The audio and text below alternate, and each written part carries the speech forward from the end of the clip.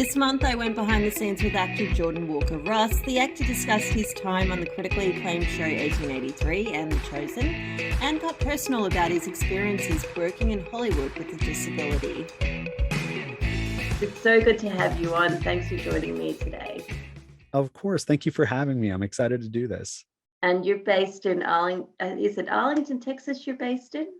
So I was born in Arlington, but I've lived in Fort Worth for most of my life, which is a neighbor of Arlington. How's your day going?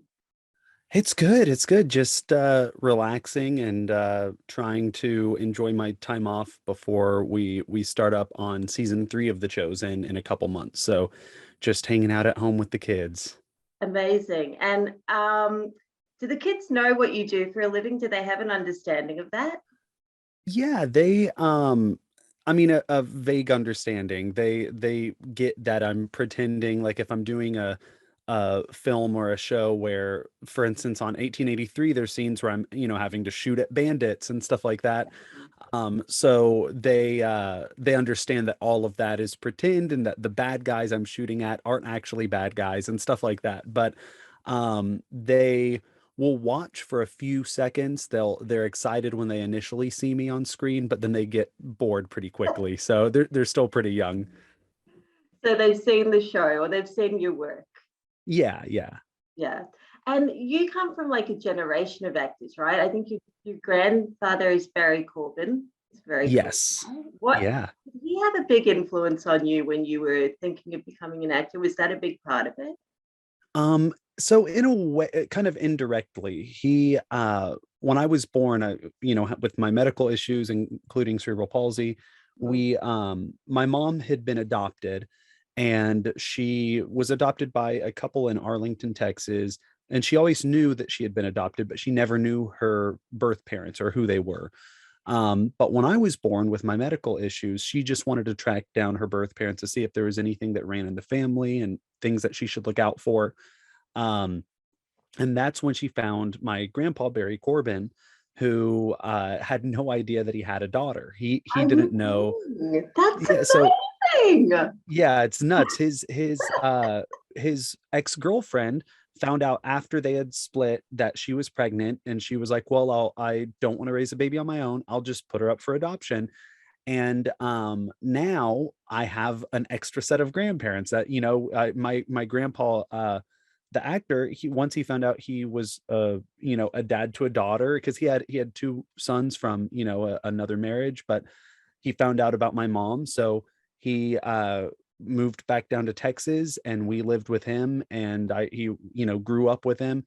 And I remember being on set with him all the time. We'd visit him on set, and I remember people recognizing him, but it wasn't like it was kind of like how my kids are. I knew what he did, but I didn't really understand it until when I was 6. I played Tiny Tim in a little community theater production of A Christmas Carol, and I fell in love with acting. And as I got older, I started to kind of make the connection, like, oh, that's what he does too. And then that's when I took more of an interest in his career and started seeking out his past work and stuff like that. But getting to watch him interact with, fans or with other actors or on set, that definitely helped prepare me for the business as far as like how I wanted to carry myself. I just realized something kind of really intriguing about that whole story. I mean, the whole story is mind-blowing, but I think the interesting thing about that is you said your mum didn't want to seek out her adopted parents or her birth parents until your diagnosis. Do you ever Yeah. think that if you hadn't had CP, your mum wouldn't know her dad is like this really accomplished actor? Yeah. I mean, for real, like she watched the show he was on, Northern Exposure. She watched that show without knowing that one of the leads was her dad. So it's a crazy story. And then honestly, I may have never found acting myself because having him in my life as such a central figure, I feel like even if it was subconscious, that had to have something to do with my pull towards that world. So it's like I can't even imagine what all of our lives would have been like if she hadn't seeked her birth parents out. But yeah, it's a crazy story. It's wild. I love it. And going back to you having kids, how old are the kids? So I have three, and I have two girls that are 6 and 3, and then a 1-year-old boy. And that's our limit. We're stopping at 3. But yeah, it's they've changed everything for the better. I had always wanted to be a dad, but until you actually have kids, it's like you have no idea the type of love that you're capable of giving to another human.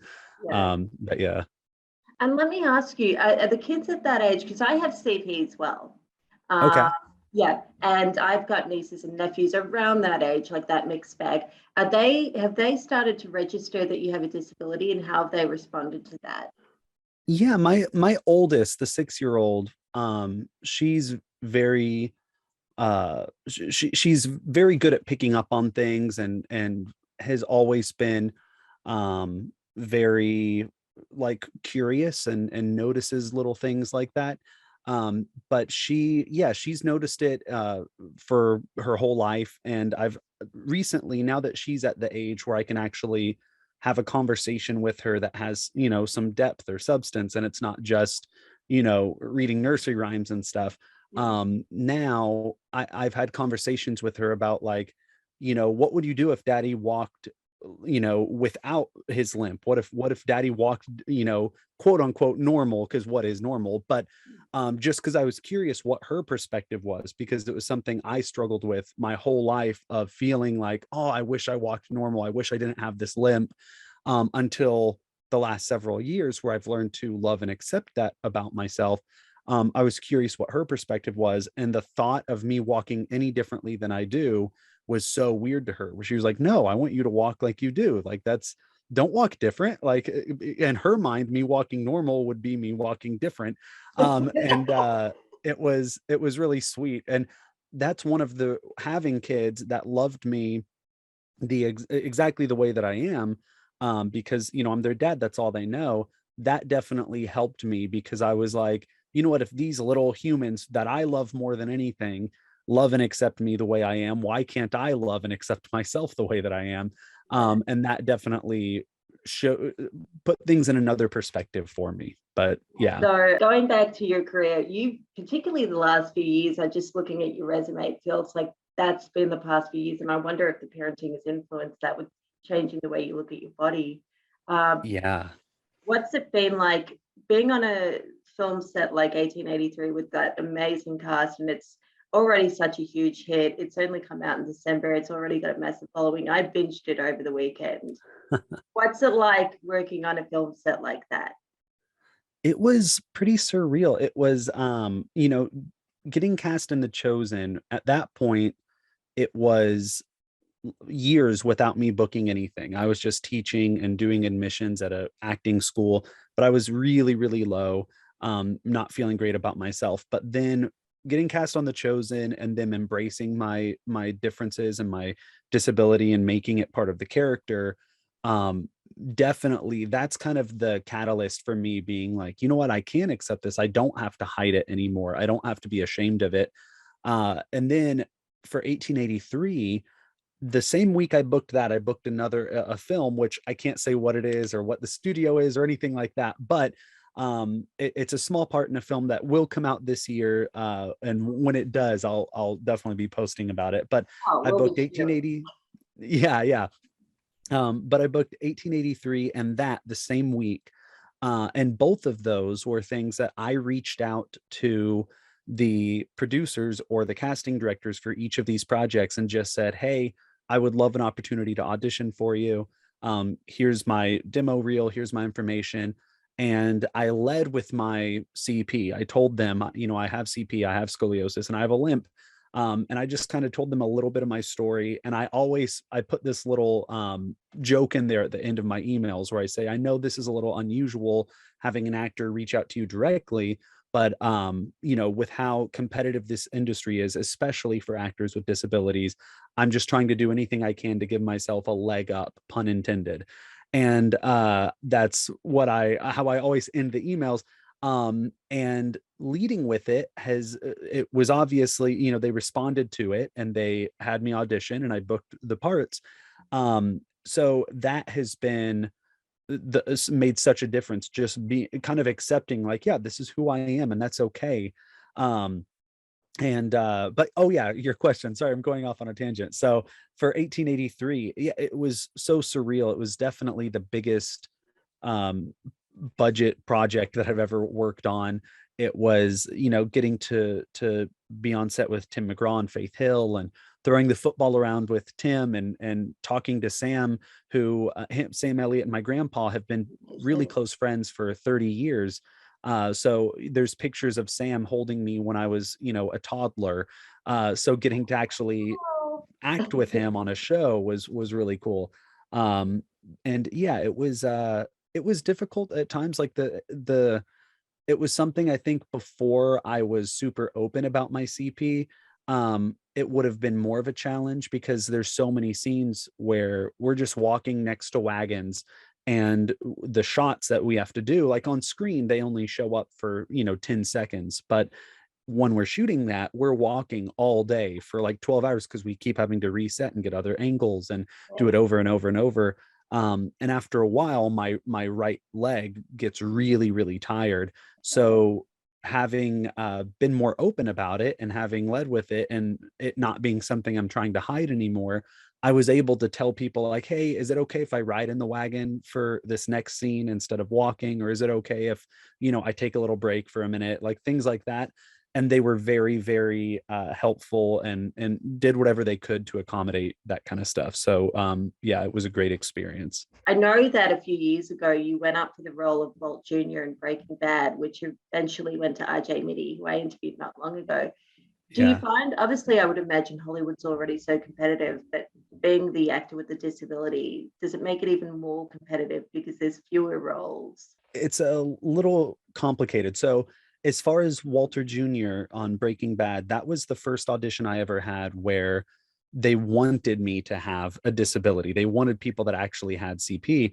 And that was an unusual feeling because I was so used to hiding it in every audition, or trying to at least. And I had casting directors ask me to tone the limp down or do it again without the limp, and things like that. So yeah, right.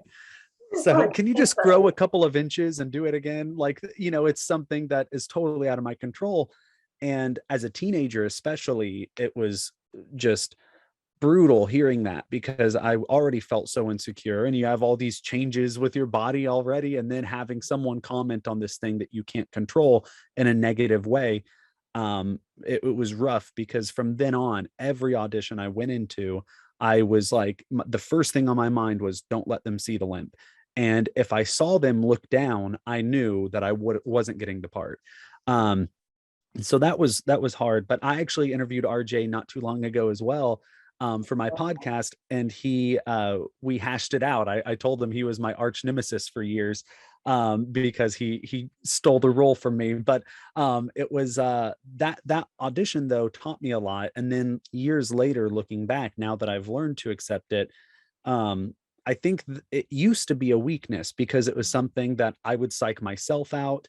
I gave it way too much attention, and by doing that, it was kind of the elephant in the room. And when other people would notice it, if a casting director noticed it, I think it kind of freaked them out, or scared them away, where they're like, oh, there's something wrong with him, or something is up with his leg, like, it's going to be too distracting or whatever. But now, leading with it and just kind of addressing it immediately, then and not worrying about it in the audition, it's like, they already know. I can just like play the character and try to service the material. That has helped me a lot, and it's become an advantage, I feel like, because now with Hollywood, it is starting to become a little more inclusive and diverse. And there's still definitely a lot of steps that need to be taken, but now it used to be like disabled actors could only play disabled characters that were specifically written that way. And even then, they usually weren't. Like, if there's a disabled character, they were typically played by an able-bodied actor who just studied an actual person with that disability. But the few times actors with disabilities did get cast, it was to play someone with that specific disability. But now it's getting to a point where there may be a judge that's in a wheelchair, or there may be an amputee cop, or whatever, a doctor that has to or a psychiatrist that has to use crutches, or all sorts of things. So there's starting to branch out and be like, what, people with disabilities aren't just defined by that. There can be any sort of profession or character can have some sort of disability. Scoot McNairy, who is another fantastic actor that I spoke with recently, told me that he had an acting teacher that said, if it exists in the world, then it can exist in a film. And I think the industry is starting to finally understand that and embrace that a little bit. How did you feel watching people imitate CP or other similar disabilities on screen when you knew it was an actor? Yeah, it was something that I always wondered, like, even asthma, which I'm a severe asthmatic as well. And I remember, like, it happens now. I'll watch someone in a movie having an asthma attack, and I'm like, that's not how it looks. That's not how it happens. Like, there's and it's no different with CP, or if someone's wanting to play a quirky character, they're like, oh, I'll give them a limp and that'll be good. And, I think that it's the last minority group that hasn't really, and again, it is starting to, but like you said, like, you can't do blackface in film anymore. You can't Mickey Rooney playing an Asian in Breakfast at Tiffany's, playing a Japanese man, stuff like that. John Wayne played Genghis Khan, like things like that you can't do anymore. And rightfully so, but it's still, when it comes to characters with disabilities, it's still something that it's taking a little bit longer for some reason, even though we are the minority group that crosses over to every other minority group. It's the biggest minority group.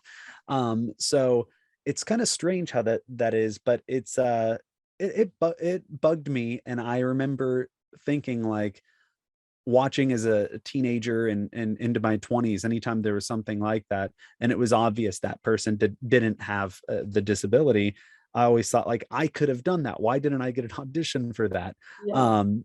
And it was frustrating, but I'm glad that I think the key is the more opportunities, because the thing that was so frustrating was, as actors with disabilities, we would only, especially back then, the only opportunities we got were for characters with disabilities.